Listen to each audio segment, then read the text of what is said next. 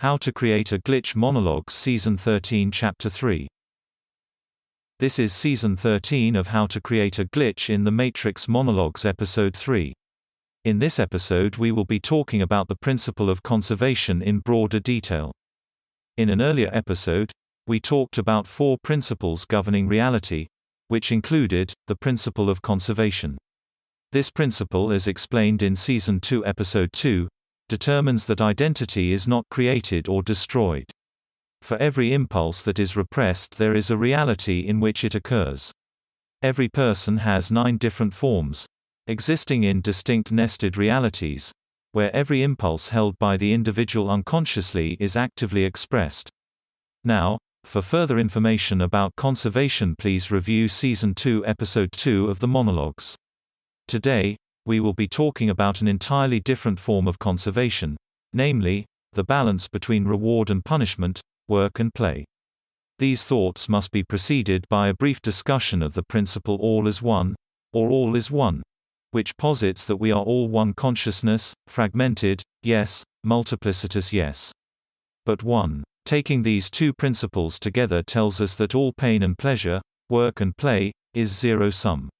Now, that is not to say that it is impossible to exist in a state which is not zero-sum. Of course, this is possible, but only in groups, and only by not linking it to an attachment. Let me explain. As soon as there is passion, as soon as there is attachment, there is suffering or pain.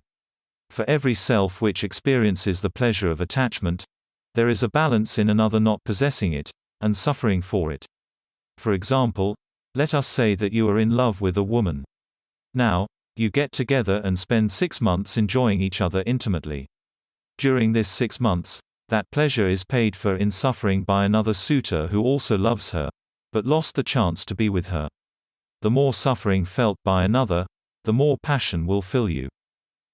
Such is the balance of life, and love, conservation, and all is one. Taking a step back now. Imagine that all the happiness in the world around you, all the joy, all the suffering, is connected. Imagine that for every quantized moment of poignant passion, there is another of deep suffering.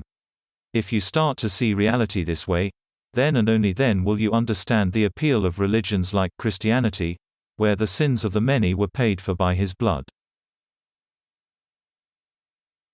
I am not endorsing a religion here, purely indicating that the logic relied upon by the Christians traces its roots to a recognition that all suffering ultimately pays for those moments of happiness. Now, when I say suffering, I am referring more broadly to suffering in the sense of pain, of work, of tension, of the deleterious emotions which we must all endure. And it is also correct to say that often the suffering that pays for happiness is our own. Suffering can be part of working towards something enjoyable. But for many, their suffering is less selfish and more altruistic. The balance of pain and pleasure demands it. Now, this pleasure can also be paid for through one's archetypal constellation. It can be paid for proactively or it can be paid for retrospectively. It is enough that it is paid and the balance maintained. For example, an individual may fall in love with another, with the content of their perceptions of the other being comprised largely of those projected by the unsuccessful suitor. The constellation thus preserves a gateway between the two suitors which preserves the passion, whilst appropriating the feelings from the unsuccessful suitor to the successful suitor. When we wrote that passion in the present is falling in love with recycled perceptions of the past, what I was referring to is the balance created by conservation generating gateway between past loves and unsuccessful suitors to produce the passion of the here and now. Suffice it to say, knowing that every smile is paid for in blood, sweat and tears, is a humbling realization. And gives us a reason to feel indebted to those least among us. If only so we can feel the joy of a first kiss, or the laughter of reuniting with an old friend. That's the end of the podcast for today. If you enjoyed it, please like, comment, and subscribe.